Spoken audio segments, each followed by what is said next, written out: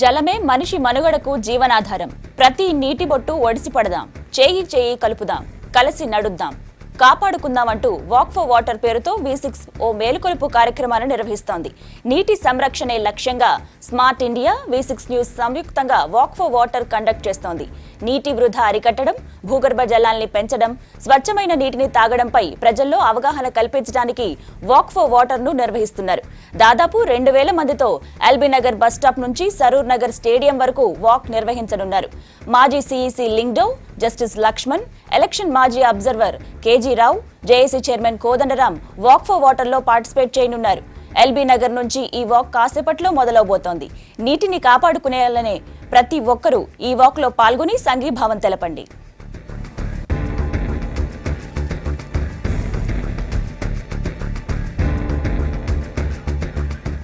ఇక walk for water పై ఎల్బీ నగర్ నుంచి పూర్తి వివరాలు అందించేందుకు పాండు లైవ్ లో సిద్ధంగా ఉన్నారు. పాండు, చెప్పండి, అసలు వాక్ ఫర్ వాటర్ ప్రధాన ఉద్దేశం ఏంటి?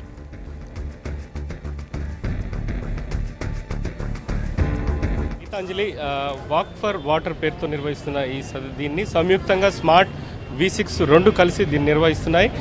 ప్రధానంగా దీని ఉద్దేశం అంటే ప్రజల్లో నీటి లభ్యత మీద, నీటిని పరిరక్షించుకోవడం మీద ప్రధానంగా అంటే అవగాహన పెంచడం అన్నది దీని ముఖ్య ఉద్దేశం. ఇందులో భాగంగానే ఇవాళ ప్రపంచ నీటి దినోత్సవం వరల్డ్ వాటర్ డే సందర్భంగా ఈ స్పెషల్ ప్రోగ్రామ్ని V6 స్మార్ట్తో పాటు కలిసి V6 నిర్వహిస్తోంది. దీనికి సంబంధించి మొత్తంగా స్మార్ట్ సంస్థ MD మనతో ఉన్నారు, కరుణాకర్ గారు. ఈ వరల్డ్ వాటర్ డే సందర్భంగా స్మార్ట్ ఇండియా తరఫు నుంచి ప్రజల్లో అవగాహన పెంచేందుకు ఎట్లాంటి కార్యక్రమాలు మీరు చేస్తారు? బేసిక్గా రోజు రోజుకి మనం చూస్తూనే ఉన్నాము, గ్రౌండ్ వాటర్ తగ్గిపోతుంది, వాటర్ బోర్న్ డిసీజెస్ పెరుగుతూ పోతున్నాయి. దీనివల్ల సోషియో ఎకనామిక్ ఇబ్బందులు వస్తున్నాయి. సో ఈ నీటి తీవ్రత, నీటి యొక్క స్ట్రెస్ని గుర్తించి మనము ఈరోజు అంటే ఐక్యరాజ్య సమితి 1993లో ఈ మార్చి 22ను వరల్డ్ వాటర్ డేగా ప్రకటించిన రోజు నుంచి ప్రతి సంవత్సరం ఒక రకమైనటువంటి కొత్త థీమ్ తో ముందరికి వస్తుంది అనమాట. ఈ థీమ్ ఏంటంటే, ఈ సంవత్సరం థీము వాటర్ అండ్ సస్టైనబిలిటీ. ఇప్పుడు వాటర్ ఉంటేనే మన అగ్రికల్చర్ కానీ, ఇండస్ట్రియల్ డెవలప్మెంట్ కానీ, లేకపోతే విద్యుత్ డెవలప్మెంట్ కానీ, లేకపోతే ఎనీ అదర్ యాక్టివిటీస్ను మొత్తం చేయాలంటే కంపల్సరీ వాటర్ సస్టైనబుల్గా ఉండాలా. బట్ ఈరోజు మన దురదృష్టం ఏంటంటే జనాలకు తాగడానికి నీళ్లు లేదు, మరియు వ్యవసాయానికి సరిగ్గా నీళ్లు లేదు.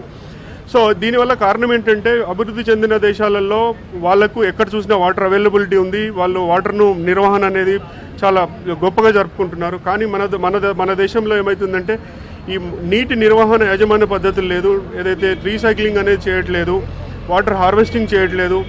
ఎక్కడైతే ఎంతైతే వాటర్ మనము చూస్తున్నామో ఆ వాటర్ని అంతా మొత్తం కంప్లీట్గా నదులలోకి వెళ్ళిపోవడము, సముద్రానికి వెళ్ళిపోతున్నాయి. అసలు నీటి యాజమాన్య పద్ధతులు అసలు లేకపోవడంతోన ఈ చాలా సమస్యలు ఎదుర్కొంటున్నాం. కాబట్టి ఇది ఒక జాతీయ సమస్య.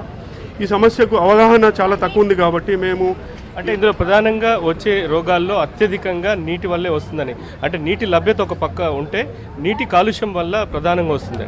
నీటి కాలుష్యం వల్ల వస్తున్న సమస్యలు ఏంటి, దీని మీద మీరు ఎట్లాంటి ప్రోగ్రామ్ చేస్తున్నారు? మేజర్గా మీరు వాటర్ ట్రీట్మెంట్లో ఉన్నారు.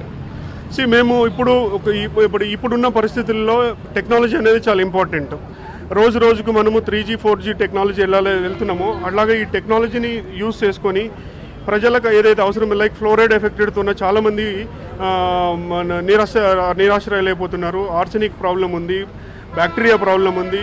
ప్రతిరోజు భారతదేశంలో 1600 మంది చనిపోతున్నారు. సో ఈ చనిపోవడం అనేది ఈజీ ఆపగలుగుతాం అనమాట. ఎందుకంటే బేసిక్ ఒక చిన్నటువంటి స్టెప్స్ తీసుకొని, బేసిక్ ఒక చిన్నటువంటి అవగాహన పద్ధతులు చేర్చుకోవడం వల్ల ఈ ఏదైతే నష్టమవుతుందో, ఈ ప్రాణ నష్టం ఏదైతే ఉందో దాటిని ఆపచ్చు. రెండవది ఏంటంటే, ఈ ఈకోసిస్టమ్ అనేది లేకుండా పోవడానికి తోట వాతావరణంలో అనూహ్యమైన మార్పులు జరుగుతున్నాయి. ఈ వాతావరణంలో అనూహ్యమైన మార్పులు ఎందుకు జరుగుతున్నాయంటే, కేవలం ఇక్కడ ఈ నీటి యొక్క నిర్వహణ పద్ధతులు కానీ అవగాహన అనేది చాలా తక్కువైపోతుంది. సో మేము మా వంతు కృషిగా మేమేం చేస్తున్నామంటే, ఎక్కడైతే అవగాహన లేదో ఈ అవగాహన పద్ధతులను మనము ప్రజలందరికీ మేల్కొల్పి మంచి అఫోర్డబుల్ టెక్నాలజీని తీసుకొని వచ్చి, ఈ టెక్నాలజీతోన జనాలకు ప్రజలకు ఏదైతే ఫ్లోరైడ్ ఎఫెక్టెడ్ ఉందో, ఆర్సెనిక్ ఎఫెక్టెడ్ ఉందో, లేకపోతే బ్యాక్టీరియల్ ఎఫెక్టెడ్ ఉందో, పూర్ పీపుల్ ఉందో, అంటే వాళ్ళకి బేసిక్ ఫెసిలిటీ లేదు, ఇప్పటివరకు ఇండ్లు లేవు, లేకపోతే వాళ్ళకి ఇంకా అదర్ యాక్టివిటీస్ ఏమీ లేవు. సో వీళ్ళందరికీ రెడీమేడ్గా అంటే వాళ్ళొక వాటర్ ట్రీట్మెంట్నో లేకపోతే అఫోర్డబిలిటీ లేదు. సో వాళ్ళందరికీ మేమేం చేస్తున్నామంటే ఒక అఫోర్డబుల్ టెక్నాలజీని తీసుకొచ్చి ప్రజలలో అవగాహన తీసుకొచ్చి ఇప్పటి వరకు 75 లక్షల మందికి మేము 45 రాష్ట్రాలలో మన అవగాహన కల్పిస్తున్నాం. సరే, థ్యాంక్స్.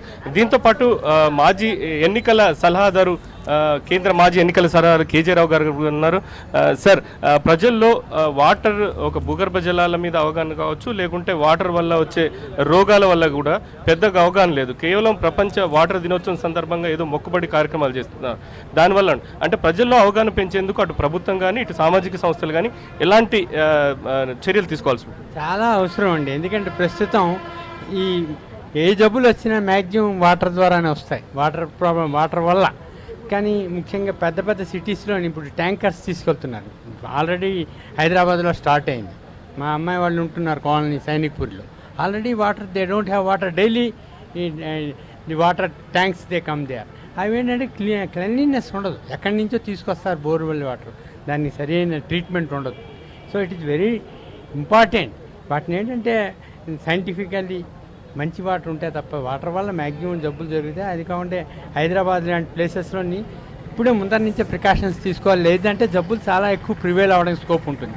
కాబట్టి నా ఉద్దేశ ప్రకారం ఏమిటంటే ప్రభుత్వమే కాకుండా వేరే ఎన్జిఓస్ కూడా దీని గురించి స్వచ్ఛ భారత్ ఒక ఇదిగా తీసుకొని ఫండ్స్ వస్తాయి. ఫండ్స్కి ప్రాబ్లం లేదు, ఎన్జిఓస్కి ఫండ్స్ రావడానికి స్కోప్ ఉంటుంది. గవర్నమెంట్ కూడా కొంత ఇంట్రెస్ట్ చూపెట్టి ఎన్జిఓస్కి ప్రోత్సహించాలి. లేకపోతే ఏమిటంటే వాళ్ళు ఎన్జిఓస్ ప్రోత్సహించకపోయి వాళ్ళకి డబ్బు ఇవ్వకపోతే ఎక్కడి నుంచి వస్తుంది వాళ్ళకి. దానివల్ల ఏంటంటే ఎన్జిఓస్ కూడా విలేజెస్కి వెళ్ళి వాళ్ళు ఏమైనా ఆ విలేజెస్లోనేమని వాటర్ ట్రీట్మెంట్ ప్లాంట్స్ పెట్టడం చాలా అవసరం. నేను మా విలేజ్లో పెట్టించాను, మన కరుణాకర్ చాలా హెల్ప్ చేశాడు. సో అలాగే ప్రతి ఉద్యోగం చేస్తున్న వ్యక్తులు కూడా రిటైర్ అయ్యే ముందర కొంత డబ్బు వాళ్ళకి ఇచ్చి వాళ్ళ విలేజెస్లో కూడా ఈ ప్లాంట్స్ పెట్టించడం చాలా అవసరం. దేశంలో ఏంటంటే ఫారిన్ కంట్రీస్లో చూడండి, వాళ్ళు water they treated as just precious. ఈ గ్రౌండ్ వాటర్ ఎలాగంటే అసలు కొన్నాళ్ళు పోతే after decade I think you will not get any water. అదేంటే water will become so scarce, చాలా డిఫికల్ట్ అవుతుంది, వాటర్ దొరకడం కూడా కష్టమైపోతుంది. కాబట్టి మనం కూడా వాటర్ని చాలా జాగ్రత్తగా వాడుకొని మంచి water, good water, you have to take a good water. Otherwise జబ్బులు రావడానికి మెయిన్ కారణం అదే వాటర్ ముఖ్యమైన. థ్యాంక్ యూ అండి కేజీ రావు గారు. ఇది మొత్తంగా అంటే ఇక్కడ నుంచి కొద్దిసేపట్లో ప్రారంభమయ్యే ఈ వాక్ ఫర్ వాటర్ అనే ఈ నడక, దీంట్లో దాదాపు 2000 నుంచి 2500 మంది పాల్గొనబోతున్నారు. ఇందులో స్వచ్ఛంద సంస్థకు సంబంధించిన ప్రతినిధులు, అలాగే ఆయా సంస్థలకు సంబంధించిన ఉద్యోగులు, మామూలు సిటిజన్స్, ఇట్లా అందరూ, దాదాపు విద్యార్థులు, ఇట్లా అందరూ ఇందులో పాల్గొనబోతున్నారు. కొద్ది సేపట్లో ఇది ప్రారంభం కాబోతుంది. దీనికి సంబంధించి ప్రారంభమైన తర్వాత మిగతా పూర్తి సమాచారాన్ని కూడా మీకు అందిస్తాం. Geetanjali, over to you. Right Pandu, thanks for the updates.